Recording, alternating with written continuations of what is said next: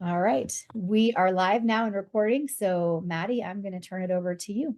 You just do a quick introduction of yourself again, just for the recording. Thanks.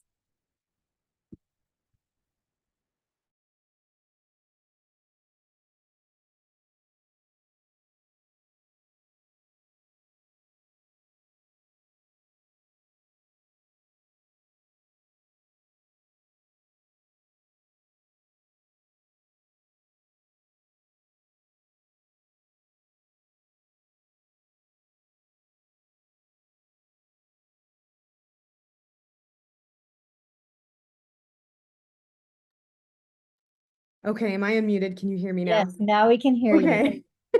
There we go. Gotta I love saw your screen technology. perfect. So yeah, now you're unmuted. Okay, my name is Maddie and I'm with Zero Fatalities. So Zero Fatalities is a UDOT program. We go into communities, businesses, and mostly we're in high schools and middle schools and specifically driver's ed classrooms. So we go in, we share stories about Truck Smart, but we also talk to driver's ed parents as well. And we go through all of the 5 safe driving behaviors. At Zero, we love to talk about safety and how to be safer on the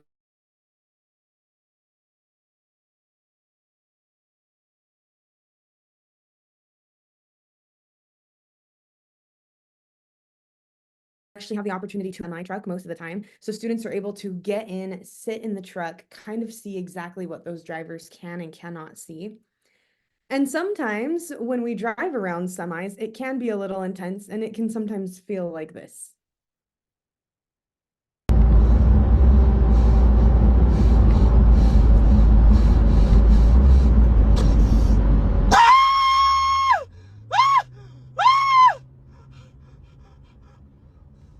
Now, could we hear that okay? Did the sound come through? Okay. So sometimes it can feel this way, especially if you're sandwiched in between 2 semis on the highway, or even if you're a passenger in a car. Semis are just big and they have big blind spots, and we know that they're a lot heavier than us. Well, in the state of Utah, we actually have more semis than any other state in the entire nation, and I'll talk a little bit about that later on. But that is why we go and we try and educate everybody about how to drive Truck Smart. So to start off, talking about a port of entry. Now, some of you might be familiar with, some of you have probably seen them around, and then maybe some of you have no idea what they check or what they do here. But these ports of entry are at the borders of the state. So this one is specifically up in Brigham City. So on your way to Idaho, but we also have them down in St. George, Kanab, in the east and west portions of Utah as well. And essentially, what they do here is the trucks will come through, they're going to get weighed, they're going to check tire pressure, brakes, straps, essentially anything that involves safety. But they're not just checking the truck, they want to make sure the truck is functioning and safe, but they're also going to check the semi truck driver's driving log. Every driver has a driving log that says how often they've been driving versus sleep, because we don't want drowsy drivers. They want to make sure that these trucks that are coming in and out of the state of Utah are as safe as they can be, but they also want to make sure that the truck drivers are taking care of themselves as well. So at this port of entry, specifically the one up in Brigham City, we see on average about 8,000 to 10,000 trucks that travel towards Salt Lake from the Idaho border every single day. We have about 8 ports of entry throughout the state, and we are just counting one of them. So we have a lot of trucks that travel throughout the state of Utah. So we partner with a few people. We partner with the Utah Trucking Association in West Valley, and they're the ones that help us get trucks to schools and share this message with everyone. Now, trucks are kind of a big deal, especially when we're comparing them to our passenger vehicles. So the cars that we typically drive are about 12 to 18 feet long, and they weigh about 3 to 4,000 pounds. But a fully loaded semi with just one standard single trailer is going to be about 80,000 pounds when it is fully loaded. Now, if there are multiple trailers, so double or triple trailers, or depending on what they're carrying, they could weigh up to 120,000 pounds. So it's a lot of weight. So if you were to get into a crash in your passenger vehicle with just your standard fully loaded 80,000 pound semi, It would be like getting into a crash with 25 cars at the exact same time, the exact same impact. Not like a 25 car pileup, getting hit by 25 cars at the same time. It's kind of hard to wrap our heads around that and comprehend that because we don't see that, but that is that weight difference. And so that's why they're kind of a big deal. But these trucks also drive a lot more than we typically do.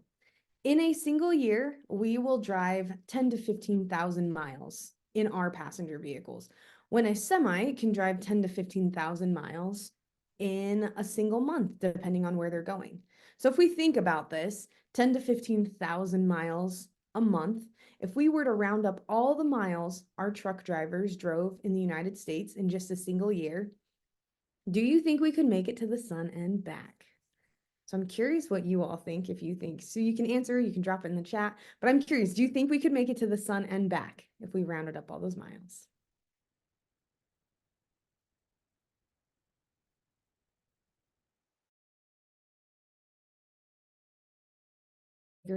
I'll give you, now a lot of people here, I love to ask teens how many times. I think we have, hold on, let me see. Okay, I see something in the chat, but I'm actually not able to pull it up for some reason. Yep, But Cherie says yes. And yes, I agree with her. yes, we totally could. And I love asking teens, how many times do you think we could? Because they tend to say, well, maybe once, maybe 5 times. And at first, when I started working here, I also was like, yeah, probably no more than 10. But we could actually do 2,200 round trips to the sun and back. Now, one way to the sun is 93 million miles. But we're not just going to the sun, we're going to the sun and back 2,200 times, which means in the United States, our professional truck drivers are driving about 400 billion miles every year. Now, when teens are getting their license, they are required to spend 40 hours behind the wheel of their car before they get their license. And the reason for that is because the more that you are behind the wheel of your car, the more confident and comfortable you are going to feel. So we want them to get that experience. And if these truck drivers are spending 400 billion miles collectively every year behind their truck, they have a lot of experience. They've seen a lot of things. Like I said earlier, Utah has more semis than any other state in the entire nation. And the reason are these little white lines. These little white lines are interstates. And these interstates, notice that on the East Coast, there are a ton of options. And then as you move west, the options become more limited. Utah is actually nicknamed the crossroads to the west because we have two major interstates that run through Utah. It is I-15 and I-80. I-15 runs north-south, I-80 east-west. I-70 is heavily truck trafficked, but it connects straight on to I-15. So our only border-to-border east-to-west interstate is I-80. So these trucks only have a couple of options when they're traveling and carrying their loads to other places. But even us as Utahns, we only have a couple of options for interstates as well, meaning that about 25% of the cars that you see on the road are going to be these large semis, as compared to, let's say, Florida, any of those East Coast states, it's only going to be about 12 to 13%. So we're about doubled than the states over on the east. So what does it take to become a truck driver? Well, a truck driver first is going to go to a school. They obviously have their normal driver's license that we all typically have, but then they're going to go to school to get their commercial driver's license or their CDL. And they're going to be tested on all of the ins and outs on this truck.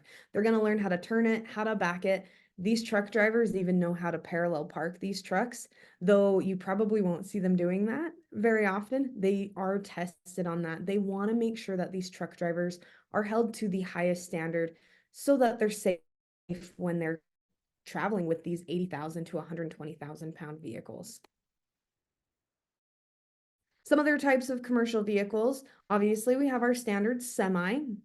Snowplow drivers will also carry a CDL, and then some other vehicles will require different endorsements. So a school bus driver, they will carry a CDL, but they will have a chauffeur endorsement because they carry people. Versus a tanker truck, they carry oil, fuel, hazardous material. So you're going to see them with a hazmat endorsement. They're going to go through a lot more training to make sure they know how to carry the stuff that they are going to be transporting. And the reason that it's important to understand why these people are so qualified to be driving these is because of pictures like this. We never ever want this to be anyone, especially you, especially people that you know, because these are incredibly difficult scenarios. If we take a look at this truck, though, the truck itself looks okay. If you look real close, there's some damage to the front and to the side, but if we cleaned and cleared that entire road, that truck could drive off. Now, this truck driver physically might be doing okay, but mentally, this is incredibly hard to handle. It doesn't matter whose fault it was, doesn't matter if it was little whites or big reds. For a truck driver, this could end their career because, again, mentally, that's a lot to handle, even if it wasn't their fault. This would shock me if it did not end in a fatality, if not even multiple fatalities. So every day, 13 people are killed and 312 are injured in large trucking crashes across the nation. And 75% of the time, it's the passenger vehicle's fault. 75% of the time, it's our fault. But the good thing about that is if 75% of the time we're the ones causing this, we can be the ones to change it. We can be the ones to know where we're driving, how to avoid their blind spots. And that is why we talk about 4 rules to be truck smart and not semi-stupid. So we're going to talk about blind spots, turning, stopping distance, and passing. So the very first rule is can't see me, I can't see you.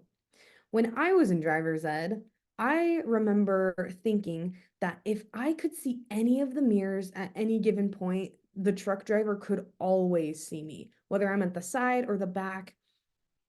But that is not true. The only way a truck driver can see you is if you can see their face in that side mirror. And when you're passing them, once you see their face, try and make eye contact with them. Because if you can make eye contact with the driver as you're trying to pass them, you're going to be better off and you can just feel comfortable knowing that they actually see you. Now, truck drivers, they drive in all kinds of weather conditions. So they will drive in snow, sleet, rain, whatever comes their way. And their visibility can be incredibly limited. So not only because their trucks are big and they have bigger blind spots, but also because of the type of conditions they drive in. So a rule of thumb is if your windshield wipers are on, turn those lights on.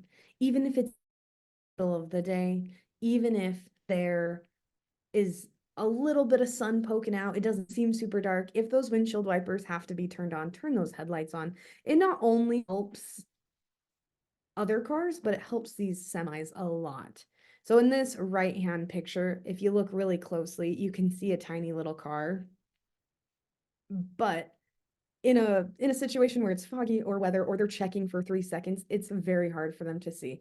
So this is a way that we can do our part to be seen by these trucks is just by simply turning on our headlights for them. This video is going to talk more in depth about the blind spots in a truck. Have you ever heard of no zones? They're the 4 large blind spots all around a semi-tractor and trailer where truck drivers have limited or no visibility. This driver can't see any vehicles in his mirrors. But this is what could potentially be around his truck and trailer. As a driver, you need to know when you're in one of these 4 blind spots. The right side no zone is the largest of these blind spots and extends up to 3 lanes from the truck. This is why you should always avoid passing trucks on their right side. Drivers that are in these 4 no zones contribute to most of our state's truck-related crashes. Stay out of a truck's blind spots whenever possible. So, how can you tell if you are in a no zone when you're driving? Follow this rule.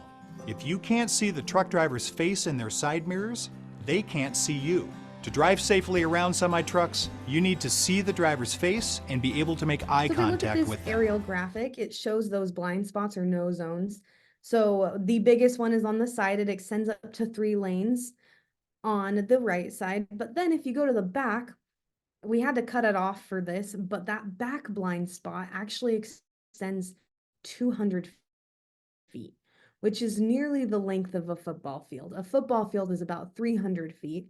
So any of these cars that are pictured in this graphic right here definitely cannot be seen. But how often do we see cars that close to the back of a trailer of a semi? And most of the time it's because they don't understand how far that back blind spot extends. So that extends nearly the length of a football field. And then the front blind spot is about 20 feet. So it extends about the length of a car. So when we pass these trucks, we want to pass them on the left. We're going to make eye contact right where that gap is. And then we want to drive as quickly and as safely past them to get around them. We don't want to be hanging out in any of these no zones or blind spots.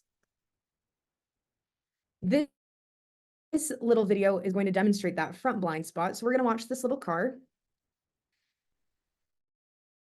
It's going to complete. Truck driver gets into vehicle. You hear a lot of stories of cars that see that gap and think my car's there, so they can see me. I just quickly go over. But what they don't understand is that they still have a pretty big blind spot in the front. And sometimes when cars hang out there, these truck drivers really don't know that they're there. We don't want to be hanging out in the front, but we also don't want to be hanging out too close to the back of the trailer either. We know that tailgating is dangerous because it limits our reaction time, but especially with a semi, semis are actually taught to hit whatever's in front of them. Sometimes they are not able to make safe lane changes. If they can make a safe lane change, let's say they see like a chair or a deer or something like that, if they can get over, they will, but sometimes they don't have that option and they definitely can't swerve. So they're taught to hit whatever's in front of them. It might be a deer, might be a mattress, might be a chair. When they do that, their trucks are so big, it's probably not going to cause a lot of damage, but it is going to probably break into a bunch of pieces underneath their tires. And if we're tailgating them or driving too close, we're not going to have that time to react. And these trucks are just dangerous in general. Even if they don't run over anything, they tend to kick up a ton of road debris. So if we cannot see their face in that driver's side mirror, they can't see us and we are hanging out in a blind spot. Rule number 2 is when trucks are turning, stay back to stay safe. When a truck is turning, they need to make wide turns. So sometimes they have to jump a lane over. This truck is turning right and they tried to leave that space so that when they turn, their trailer would be able to take up that space. But we see that this little red car, which we see this a lot in real life too, but these little cars will sometimes think, oh, that semi driver is so nice. They left that entire space for me, but they don't understand that this could easily be them.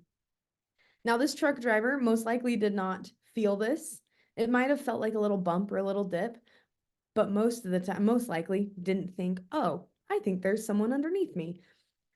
This truck driver didn't see this, and most likely they didn't hear it either.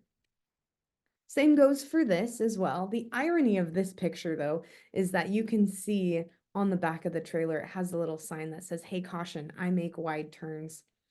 Now, not every truck is going to have this sticker, but we should always assume that every truck needs to make a wide turn and we should give them their space, even if it doesn't have a sticker.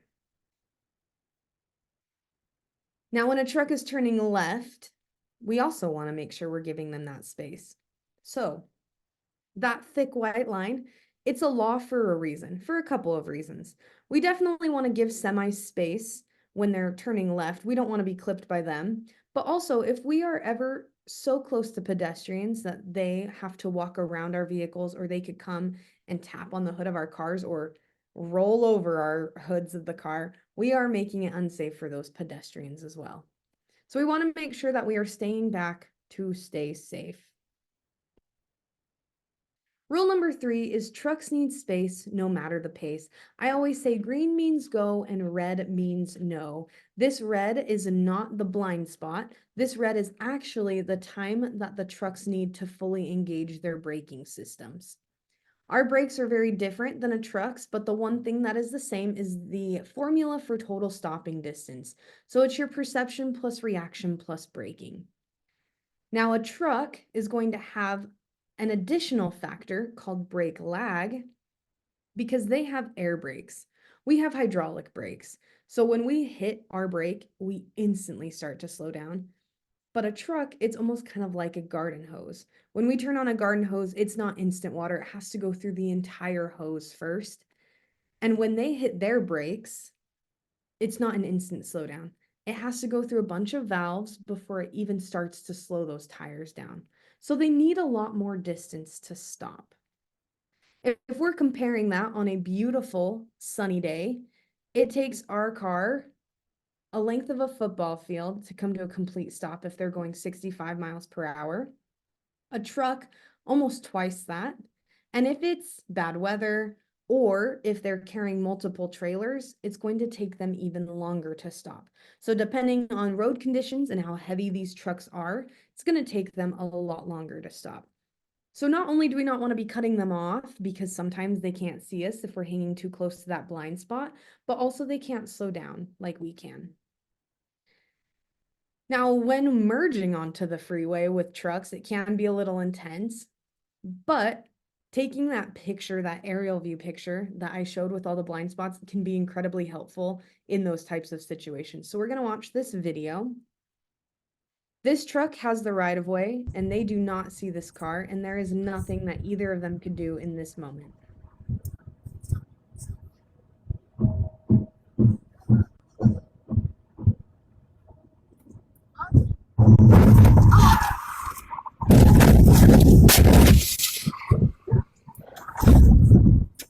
Now, something that car could have done was slowed way, way down.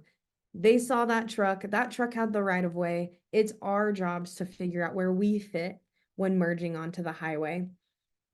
But speeding way, way up or slowing way, way down, not trying to pace that truck because that truck wasn't able to see, and there was nothing that truck could have done, especially because we know this afterwards, but there was another car on their other side, so they wouldn't have been able to move over.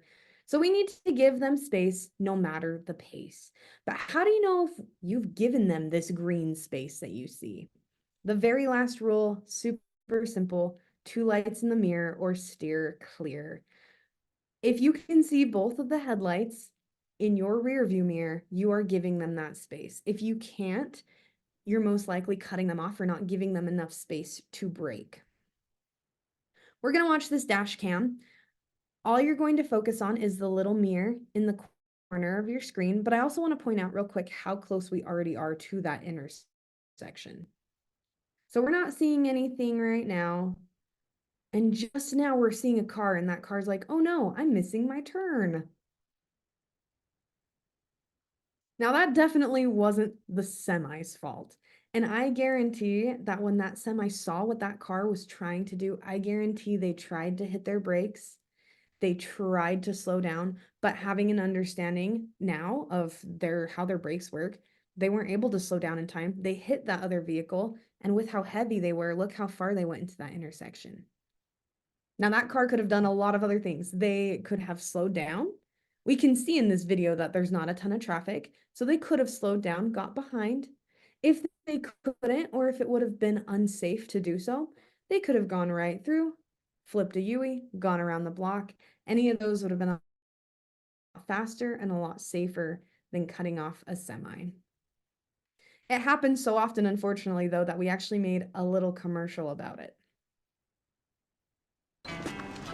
Friday night, I'm out into my heart. Said, son, use your feet. You got trouble.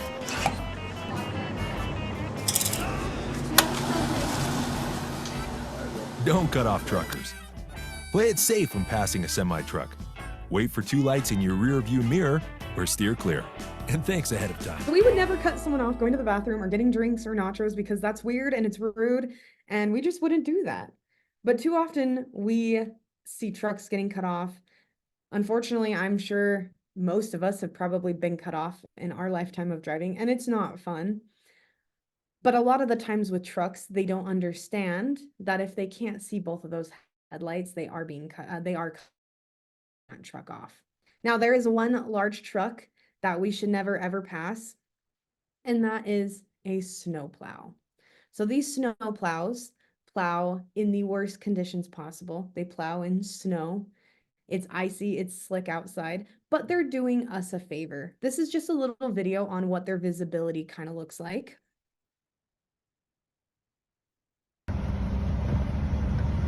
Depending on how hard it's snowing, it can be incredibly difficult for them to see. But also, these trucks have the same blind spots as a semi. They just have different things, like their plows, the head plow, that big blade, it weighs the same as our car. The side blades weigh about 2,000 to 3,000 pounds. And then these trucks spit out salt, sand, and brine. So staying away from these trucks and giving them the space they need is incredibly important. Now, they do have to go slow, because if they went any faster, they might kick up debris. They're kicking up ice. So they tend to go slower so they don't have to fling it as high. But if you're caught behind a snowplow, you're late for work, late for a meeting, it's okay. Just be late, because again, they're doing everyone a favor on the road. They're helping de-ice that. But they do have to go slow. We actually teach teens that if they see a snowplow working, that they should actually treat them like they would an emergency vehicle. These are some very minor crashes with snowplows and bigger trucks and cars. We tend to hear it from bigger trucks or cars that think they can pass a snowplow because their cars are bigger. But they do sometimes get caught up in those blades, and it is incredibly unsafe. So just remember, 2 lights in the mirror or steer clear. If you cannot see both of those headlights in your rear view mirror, you are not giving them enough space. And that is all I have. Thank you so much. If you people have questions or anything like that, I'd love to answer some. Yeah, we do love the commercial. That is fantastic, Maddie. I like that. But yeah, anybody have any questions for Maddie before I turn it over to Tyson?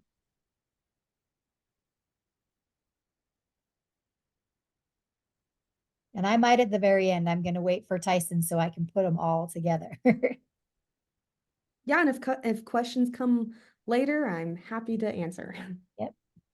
And if you have anything, put it in the chat as well. But Tyson, we will turn it over to you. Can you hear me okay? Yep. Perfect. All right, bear with me just a second. And Tyson, do you just want to do a quick introduction of yourself? Yes. All right, can you see me still? Hear me? Yep. Yes. All right, so I'm Tyson Bowles. Jamie reached out to me to talk to you guys today about truck safety. I'm an engineer for Unified Fire Authority, stationed in Magna. So we cover I-80, 201, and we see quite a few accidents with semis. Also on top of that, I drove professionally for 10 years hauling heavy equipment, from backhoes, bulldozers, cranes, the whole 9 yards. With that being said, we're going to talk about safety working around big rigs for EMS or the Good Samaritan. So we will start. Safety is the first and foremost. Everyone needs to go home to their families, their dogs, their house, whatever it may be they're going home to. So just this year, and this is strictly on the freeway and highways, 14 law enforcement officers died, 7 firefighters and EMS, 18 tow operators, and 3 DOTs. Now, the DOTs could be the incident management crews, they could be working on the roads, but any first responder. So a total of 42 just for the year. So Madison briefly shared some statistics with vehicle weights, and I'm just going to kind of hit a few more points on that to help demonstrate the force that these rigs can carry in regards to accidents. So the typical car you drive is about 4,000 pounds. The ambulance that you might be driving varies from 12,000 to 20,000, depending on what type of ambulance you have, the box that's on it. The typical fire engine, 60,000 plus. That's not including a ladder truck. They just go up from there. Now, a tractor trailer, like Madison had stated, are 80,000 pounds, but they can get permits to go over that. It wasn't uncommon. I had a permit to go over the 80,000 and I bought a yearly pass. If you're hauling just the typical construction equipment, you could be 120 plus. That's quite a bit of weight. Now, if you look at this picture here, this is we see on the road all the time. It's a semi hauling double bellies. Does anyone want to guess how much this weighs when it goes across the scale? Tyson, are you going full or unfull of stuff? Full. I'm gonna guess that's over the 120,000, but I'll take any other guesses. Yep, most of them are going at 140,000 pounds. Oy. Okay, so they are very heavy, and like Madison had stated, along with all their UDOT programs, they take a lot to stop. You'll hear people complain about Jake brakes. I'm sure you guys have all heard that annoying sound people claim.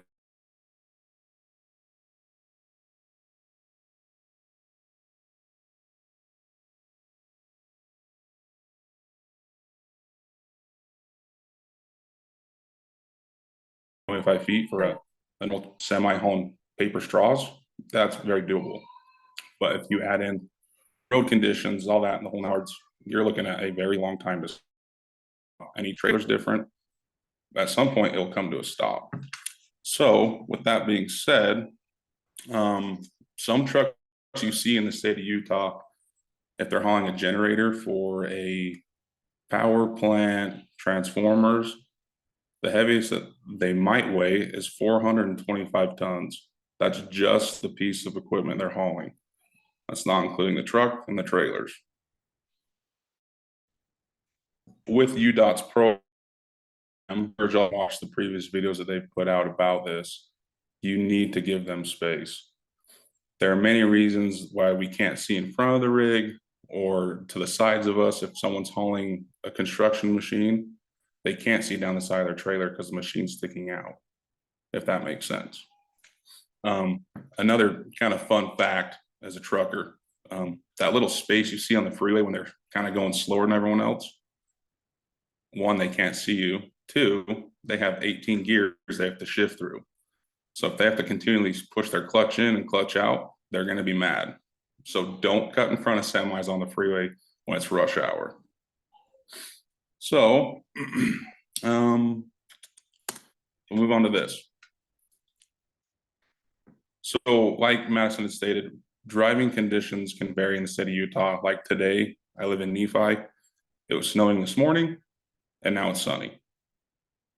So the consideration to take as far as road safety goes when you're out working on the freeway is, how is the weather? Are you on asphalt? Are you on concrete? Are you on a dirt road? Are you in a city suburbs? Are you out on the freeway? Each of these have a factor on how the rigs are going to respond. And that's also crucial for when you're driving your ambulances, your personal cars. And so the thing that's not really talked about is equipment failures. And this is going to lead me into my next video. You can do everything right, DOT inspection, and you can be roadworthy the whole 9 yards. But like Madison stated, sometimes you can't stop or swerve to miss an object in the road.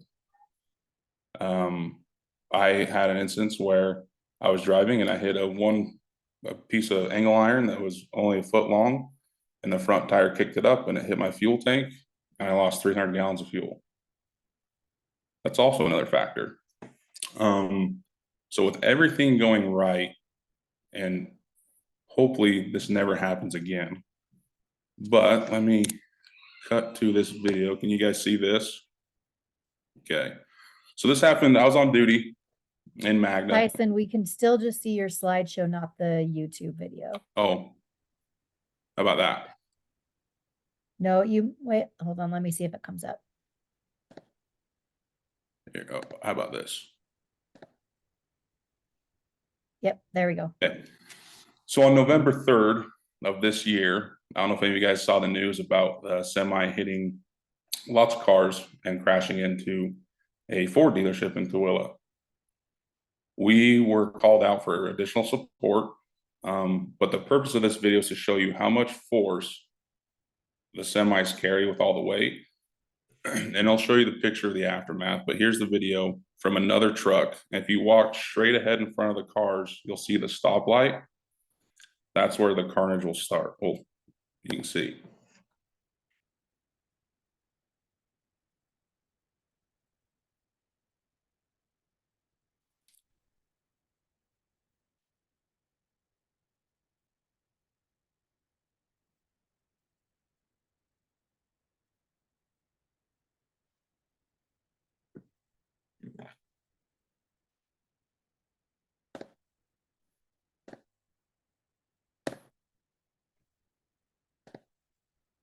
All right. So, you still hear me? Okay. So that truck started at the top of the hill. Now, grade has a factor too, whether they're going downhill or uphill. And the purpose of this video is to show you, I'm sure you guys saw that first car get flipped. That truck started damage 1.5 miles before that. It was all down. If you guys are familiar with Tooele City, it was from the top of Main Street all the way down to the Ford dealership. So it was about 1.5 miles of damage. Now, this truck driver, you can look up the other videos. He did his very best. He was driving down the sidewalks using his air horn. He lost his brakes and he couldn't stop his rig. Now, we'll circle back to weights of vehicles. This semi is fully loaded, double bellies. He probably weighs 140,000 pounds. And even hitting all those cars. So he hit 33 cars. That's not including the cars in the Ford dealership parking lot. They injured 11 people. The semi driver walked away with cuts and bruises. He jumped out of his rig once he hit the dealership. Well, prior to the dealership. I don't know if you saw the video, it caught fire when he hopped the curb. So very, very fortunate to be alive. Now, with that being said, for EMS, what are we going to do when we go on this? We're going to triage. We had to drive the whole 1.5 miles to assess for other victims, fatalities, or anything else that needed help. Now, on top of this, it's not just a car accident. It's also a hazmat incident. There's diesel fuel, there's antifreeze, there's oil everywhere. You can see the trail that the semi left of fluids all the way into the dealership. Just be careful. I don't know if you guys have ever walked on antifreeze on asphalt. It is super slippery. It's worse than ice. So just always be aware of your surroundings, where you're working, what you're working on. So in regards to that aspect, it's Madison, right? Okay. She touched on a few things. Sometimes it takes 525 feet to stop. Something will stop them eventually, whether they hit something or they just slowly come to a stop. Now, the average semi traveling at 65 miles an hour, hitting the same object is equivalent of 5 pounds of TNT going off. To put it in perspective, that's a motorcycle traveling at 500 miles per hour, hitting the same thing. So you can just imagine the carnage, the death, the blood that will be involved in an accident. They weigh a lot more than what anyone's used to. Everyone that's in EMS, it's their first time driving an ambulance. They know it's a lot harder to stop. It's a lot harder to maneuver. And that just glorifies the bigger, the heavier the machine gets. Now, the federal motor carrier states that 53% of accidents involved in a tractor trailer result in a fatality.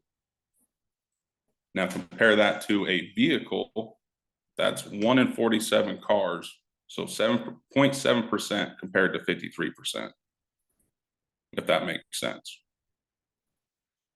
Semis are not to be messed with.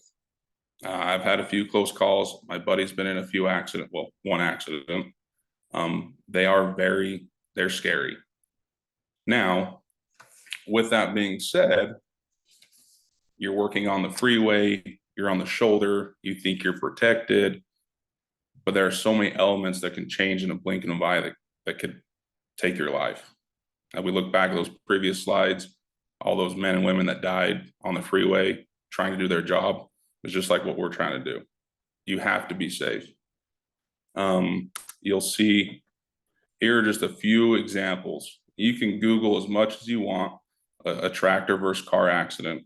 This will pop up every time. Whether you're not giving them enough space, whether you're in a hurry, truck drivers cannot see you, and they will react the same as you do in your car, but they can't stop. And unfortunately, sadly for these people, every one of these passed away. I can start in the top left. There was 5 people in that car. They all died. The top right, 3 people died. The bottom left, the pickup truck and the orange car both died, and the 2 surrounding it just suffered injuries. The other one on the bottom right, you can't tell, that's a semi with a car in the front of it. It's very hard. It is hard to see, but if you zoom in, look, you can see license plates. That is the damage these can do. Now, if you're standing on the freeway and you're helping a patient, whether you're trying to extricate them or provide BLS stabilization or any life-saving measures, you have to be aware of the Utah's famous rubberneckers. I know we all want to see what's going on. We all want to help out and do what's right. But if you take your eyes off the road for 1 second, especially in Utah weather, you're going to hit someone. And that someone could be a father, a mother, a grandma, a grandpa, or someone going home with their kids. So just be careful. All right, so when we're on the roadway and we roll up on these accidents, there's a lot to take into consideration. First and foremost, we've talked about it, there's most likely, like I said, 53%, there's going to be a fatality. Now, broken bones, TBIs, internal bleeding, all that. But the way force works is there's really 3 steps. The first force is going to be the car hitting the object, whether that's a semi hitting a car or a car hitting the semi. That's the first and foremost. So the exterior of a vehicle making an impact on any type of moving or stationary object, from other vehicles to trees, poles, traffic barriers, etc., the force is exerted depending on the weight of the vehicle. Now, a commuter car doesn't have a ton of force behind it, but a semi, even going 35 miles an hour, has 5 times the amount of force that the commuter car does going 65 miles an hour. After that, so we've gotten in the accident, and the second step of the force is the occupants, whether it's a single passenger or a whole car family full. The second impact refers to the body striking the interior of the vehicle, the seatbelt, or loose objects thrown around. Most of those are skull fractures, limbs crushed. We've all seen the videos from the motor companies testing and demoing their cars hitting a barrier. You see the car stop and all the bodies move still. Now, UDOT has a great program for seatbelt safety. I highly recommend going back and watching that video. It is super important to wear your seatbelt. We've all seen calls or driven by a car accident where someone has been ejected from the car. Right? It's not fun to look at. It's not fun to see, but that's our job. And the third impact is after.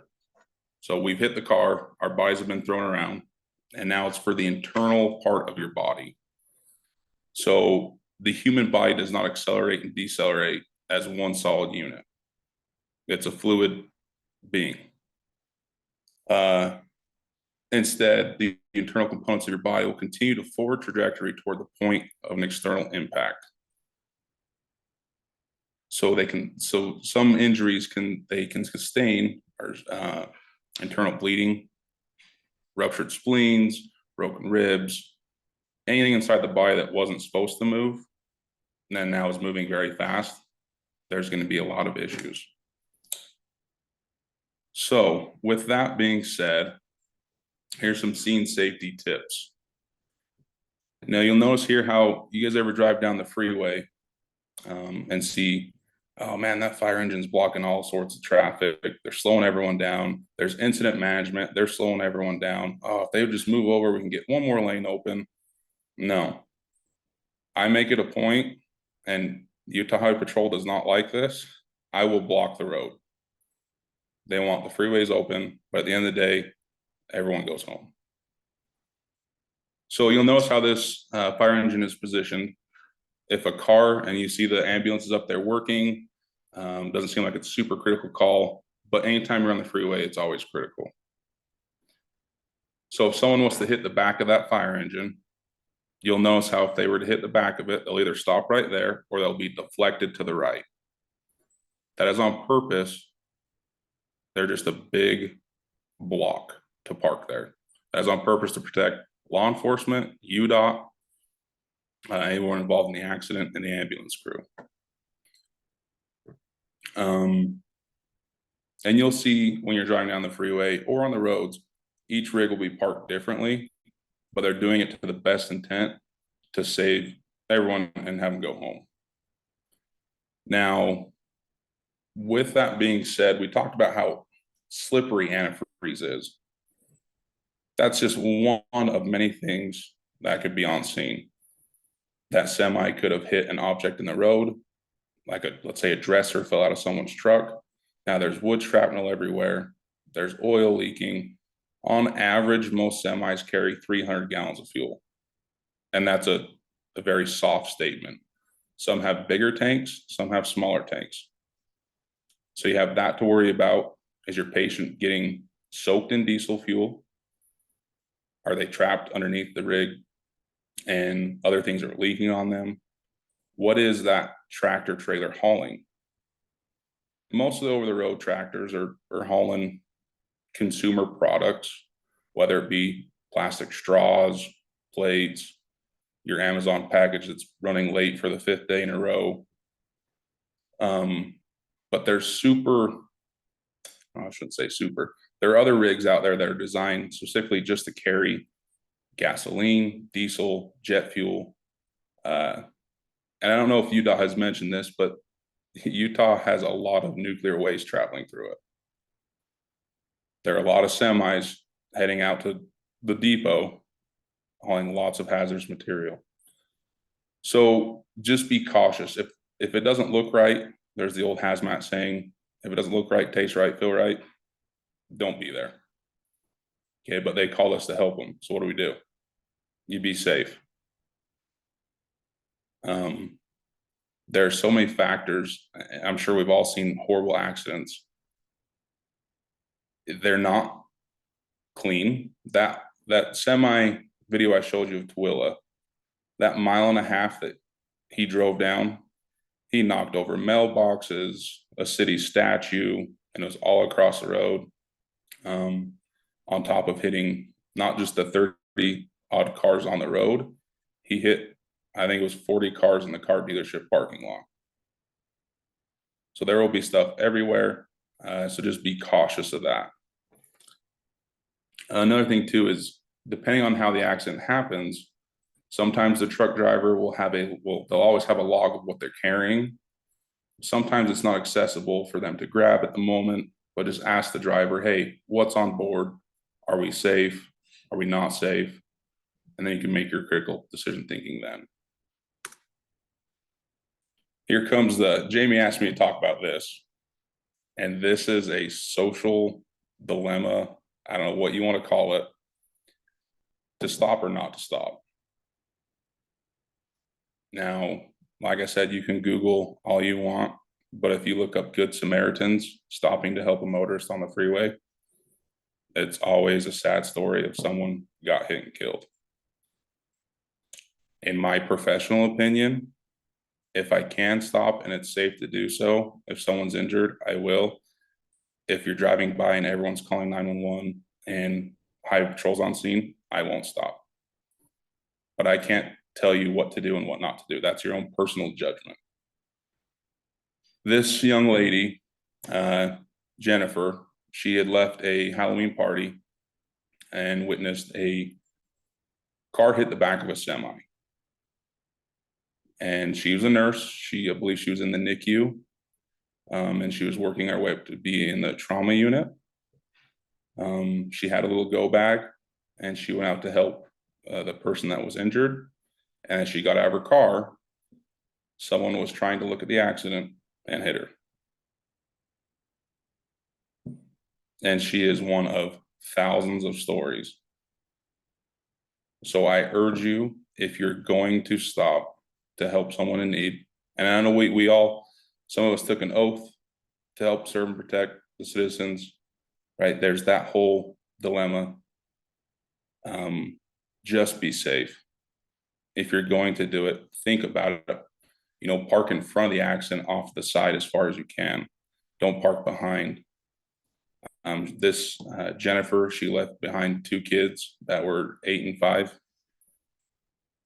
because her mom was trying to do the right thing. But once again, I can't tell you to stop or not stop. That's not fair of me to say, oh, you have to do it. No, you deserve to go home too. That is the end of my presentation. Sorry, there was a lot to cover there. It's you could talk about semis and safety all day, but we don't have all day. We definitely could talk about this for a lot longer. I know Maddie's presentation is a lot longer than this when they talk to teens. I did ask you to stop to do that. It's good to actually hear this though, for those of us who do stop. I'm one of those that if I drive by and everybody's out walking around or looks okay, I don't stop. But if somebody looks really injured and there's not anybody else on scene, I'm going to. So it's good to have these just more safety information, thinking about going ahead. I definitely, when I worked with fire, I always saw the rigs. I actually felt safe because I was in the ambulance because I knew that fire truck was behind me and it was blocking traffic. So I really appreciate that. One thing to ask that I'm going to ask, and then if anybody else has any other questions, please put them in the chat or come off mute. I'm that person, like when you're stuck in between 2 semis, either they're passing you or you're trying to pass and that's the only lane that you have, even though you're passing one on the right, obviously, and one on the left. If they're passing you, is it better just to slow down? And then I know, obviously, if I'm passing in between them, I go as fast as safely possible to get in front of them. So I'm not going to be squished. But either one of you, if you want to tackle that one, best option, especially in inclement weather that we're coming into now in the season. You're asking us what to do? Yeah, just like best options. Is it better to just slow down if they're passing you? I just stay home. Yeah. I try and stay home as much as I can, Tyson. Don't be around them. Mm-hmm. That is the best. Even if it's sunny and 75, don't be around them. Whether you need to speed up and move over or slow down. So I would say if we think about the blind spots in a truck, one of the biggest blind spots is behind the trailer, right? At 200 feet. The front one's only 20. Mm-hmm. It's going to be, I feel like, situation based. So if you feel like you can speed up safely, meaning like you're not going to be going like 100, 120, like you're still going within the speed limit. If you can do that, and then you can tell that you're not going to have to slow down again in your lane and maybe go in front of them in a safe way, that would probably be better. However, sometimes you're not able to do that. So then I personally would lay off and get out from in between the 2 of them. Mm-hmm. And then give them following distance for yourself, but you might have to get behind one of them. You'll still be in that blind spot, but understanding, I feel like, where those biggest blind spots are is the best thing to do, because odds are if you are in between 2 semis, depending on where you are, sometimes they know that you're there and sometimes they might not know. So I know that's probably not the best answer, but it depends on your situation. So you totally could speed up if you can. That'd probably be better because the blind spots are smaller. but sometimes that's not possible. Can I add something real quick, Jamie? Yes, please. So most people don't know, a lot of trucking companies govern their trucks at 62 miles an hour. So you shouldn't have to be doing hopefully 120 to pass them. But just little information, most trucks are governed unless it's an owner operator, then they don't have those rules. So just FYI. And then one thing that Maddie said too, that I always want to help people remember is most of us have the automatic lights and we use them. But in some of these situations where the visibility is poor, if it's still kind of bright outside, your automatic lights are not going to turn on.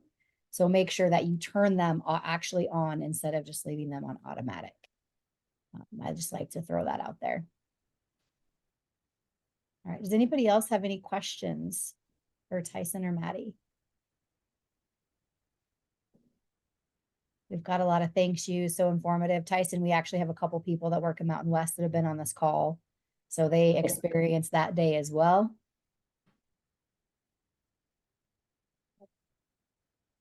And might I say, the Mountain West crews, you did a great job. We showed up and you guys were circling ambulance through like it's supposed to. So good job.